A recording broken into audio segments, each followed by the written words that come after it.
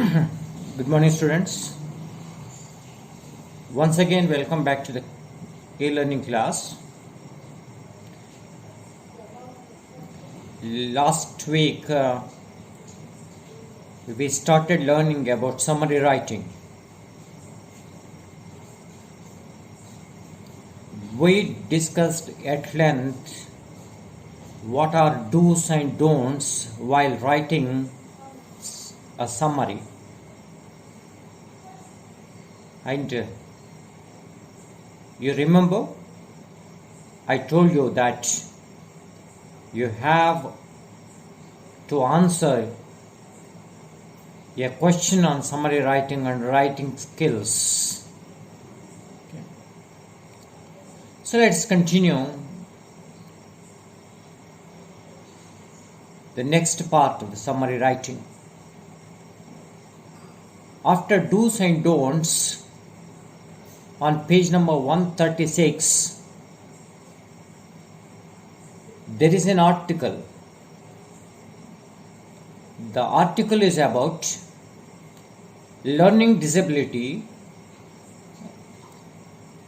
Every student has got his own capacity of learning. Some people have very less of grasping power due to one reason or the other. They may not understand the things as a normal child. Some children have learning disabilities. So this is a lengthy article on learning disability, and on page number 136 and 137. Then there are certain instructions. The instructions are such as: read the article twice. You have to read the article at least for 2 times. Ask questions to yourself. What is the purpose of writing? Why the writer has mentioned so many things? What is the purpose behind it? What is writer's intention? What problems does he focus? What are the solutions suggested by him? So ask this kind of questions to yourself. This is step 2. Step 3, identify the main idea. Actually, what is the central theme in the article? What is the idea behind it? Okay. Try to find out. Then write the first draft. Okay. You read twice. Try to understand the writer's intention. Try to understand what is the main theme and prepare a summary. Right. Read once or twice again what you have written, the summary prepared by you. It is likely that there are certain corrections. Make certain corrections if needed and rewrite it and write the final draft. Okay. And of course, the summary is also given in the textbook itself on page number 138. The heading given for the summary is learning disability, handle with care. So, you have to handle with care the children who have learning disability. Okay, that's the heading. But what I suggest you is that you prepare your own summary as different steps are given. Read twice, try to understand the purpose. find out the main theme, write and rewrite, edit.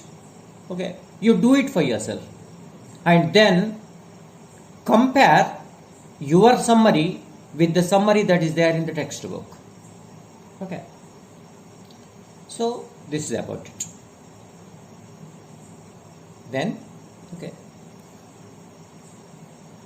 your work is a bit easy because already one summary is given. That is why it is very easy for you to compare. And after that, actual exercises are there under brainstorming. A small paragraph is given. It's on communication and the role of communication in our day-to-day life. Read it twice again follow the same steps as above, and prepare a small summary.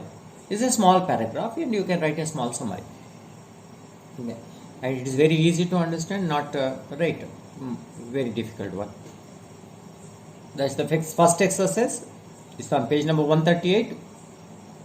Do it. Second, certain exercises are there. Here you will get some idea how actually you can reduce the number of words from original text to summary. The first thing is cut redundant words. Cut the words that are unnecessarily used. Yeah. A few examples are there. For example, circle round. You can write circle. Okay. Similarly, write down. Instead of saying write down in your notebook, we can say write in your notebook. Okay. Thus, instead of write down, if you write only write, you will be reducing it by one word. Added bonus. Instead of that, you can write bonus. Get to the point as early as possible. Instead of writing that, you can write get to the point. See, instead of saying look here, listen to me carefully, look at the blackboard. Right. Instead of saying like that, you can say look at blackboard carefully. Okay. Look and listen here carefully. So like this. During the course of time or something like that, you can write during. So like this, you can reduce the number of words. Second is, you can avoid adverbs. Okay. As you know, adverbs are defined as the word which qualifies verb. Some of the times, even if you remove adverb, it's not going to make much of the difference. In that case, try to avoid adverbs. For example, okay, that is the usually good thing to do. Here usually is adverb. Instead of that, you can say that is a good thing to do. Second, that is fairly good coffee. You can say that is good coffee. Fairly is not necessary. I totally agree. I completely agree. Instead of saying that, I say I agree. And say actually I don't agree. You can say actually I disagree. Sorry, I disagree. Okay. Actually I do not agree. Instead of saying like that, you can say I disagree. Say actually I do not agree. Actually, I do not agree. So instead of writing 5 words, you can say, right, I disagree. Only 2 words. So this is how you can reduce the number of words. And certain one word substitutions are there. Let's say, okay, right. Here a few examples are there. A life story of a man written by himself, biography. Okay. Gandhiji wrote a book about himself in which he described his experiences. Okay. Gandhiji wrote about himself. Instead of saying like that, you can say autobiography. In autobiography, Mahatma Gandhi wrote like this. Okay. So, one word substitution, a lengthy description is there, right? You know, one who teaches is a teacher, right? Instead of writing, right, he is a person who teaches, right? His profession is teaching. Instead of saying like that, you can say he is a teacher. Some other words are also there, right? You can say, right, the doctor who treats for the problems of little children, you can say pediatrician. Okay. Similarly, the person who has lot of hope for the future, you can say optimistic. Yeah. So, these are one word substitutions that you can write. And next one is noun apposition. What do you mean by noun apposition? Here is a sentence in the textbook, right? It is, Neha is their eldest child and she is very intelligent. Repeat. Neha is their eldest child and she is very intelligent. So instead of writing like this, you can as well write, Neha, their eldest child, is very intelligent. Okay. Apposition is writing something in support of a noun using commas. For example, you say, Narendra Modi is Prime Minister of India and he will visit United States in the next month. I repeat, Narendra Modi is Prime Minister of India and he will visit United States in the next month. So instead of writing like this, you can say, right, Narendra Modi, comma, PM of India, comma, will visit United States next month. So Narendra Modi, comma, Prime Minister of India, comma. So you are writing in support of the noun Narendra Modi, right? Okay, as the Prime Minister of India. So this is known as apposition. Okay. So like this, if two sentences are there, you can combine them into one sentence. If lengthy sentence is there, you can you can cut short it by using apposition. Okay. See, I am going to provide you the copies of this pictures of this paper, page numbers.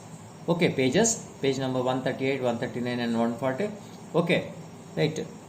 The example is already given and I am giving additional example. Look into it, right? Perhaps you understand in a better manner.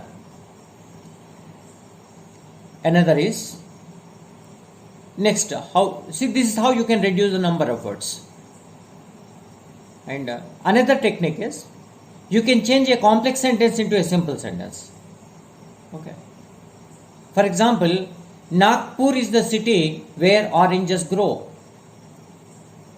Right. There are as many as 1, 2, 3, 4, 5, 6, 7 words are there. Okay. Nagpur is a city where oranges grow. It is a complex sentence. Okay. Why it is a complex sentence? Because there are two clauses in the sentence.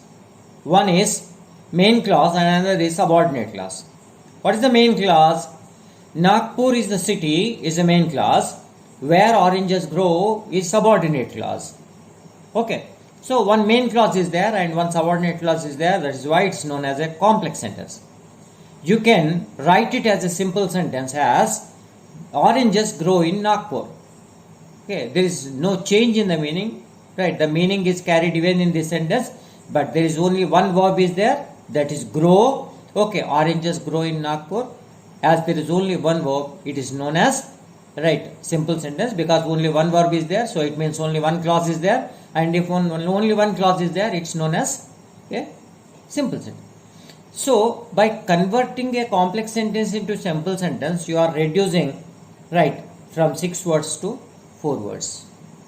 Okay, right. Another example is that, right, the old man is so weak that he cannot walk. Okay, and of course we learned this kind of sentence in another manner, right, as rewrite the sentence using two and two. Okay, indirectly you are changing a complex sentence into simple sentence by writing, right, the old man is too weak to walk. Okay. So the old man is so weak that he cannot walk can be converted into simple sentence as the old man is too weak to walk. By doing this, okay, the meaning is same, the meaning is carried in the simple sentence, okay, and at the same time the number of the words are reduced considerably, right? Similarly, okay, right, you can change, right, so a few examples are there, right, okay, 1 2 3 4 sentences are there, right, they are sentences like compound sentence and right, complex sentence is there, complex sentence, compound, two compound sentences and two complex sentences are there, and just you can change it into, right, simple sentences, right. So for example, right, first sentence, this is page number 140 and exercise number second one from A3. Okay, Mr. Rohit is the member and he is also the director. Mr. Rohit is the member and he is also the director. Two clauses are there. Mr. Rohit is the member and second one, he is also the director. These two are the main clauses and they are connected with coordinating conjunction and, okay, right. So you can change this into a simple sentence. Two independent clauses are there and they are connected with coordinating conjunction and, so that is why it's a compound sentence and it can be converted into simple sentence as Mr. Rohit is the member and director. Okay, right. Mr. Rohit is the member and director. Okay, so there is no coordinating conjunction, only one verb is there, only one clause is there and the meaning is same, so that is why it is changed into a simple sentence, and of course without changing the meaning of the sentence. Similarly, the room is so small that it cannot accommodate many people. It can be written as, right, the room is too small to accommodate many people. Okay, rewrite the sentence using two, that again you know well. Another is, so you have to prove that you are innocent. You have to prove that you are innocent. Okay.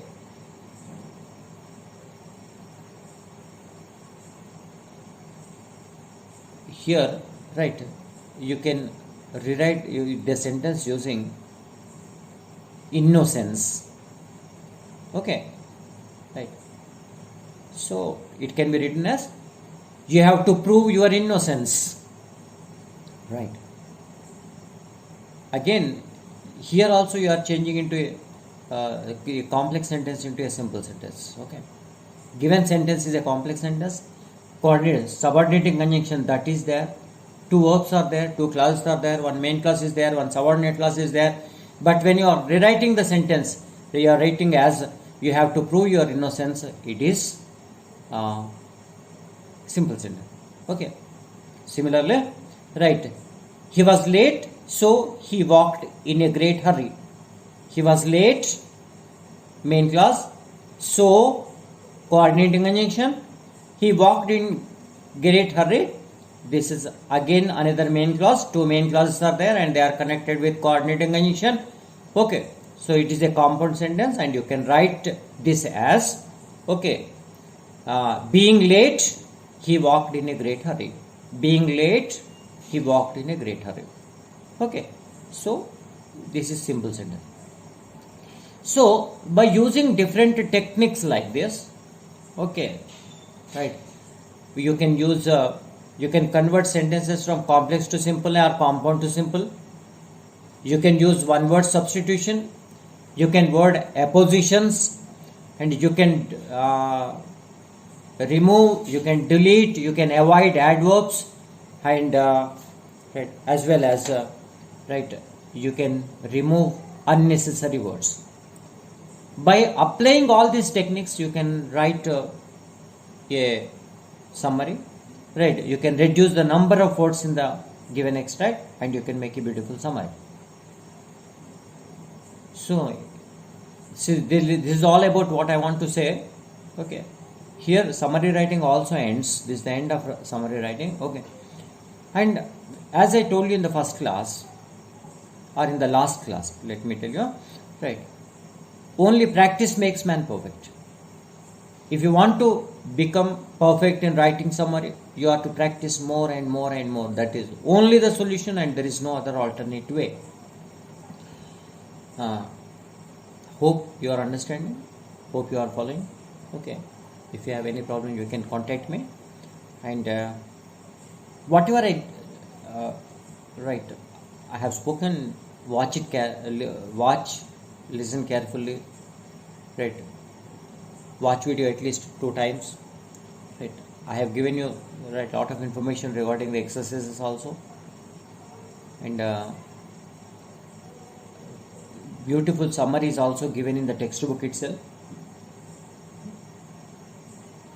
as a part of summary, as a part of assignment.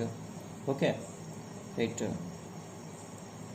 you write your own summary for the extract that is given, and you also write a summary for first activity in the brainstorming. Okay, so right, so this is all what I want to say. Okay, bye, have a nice day.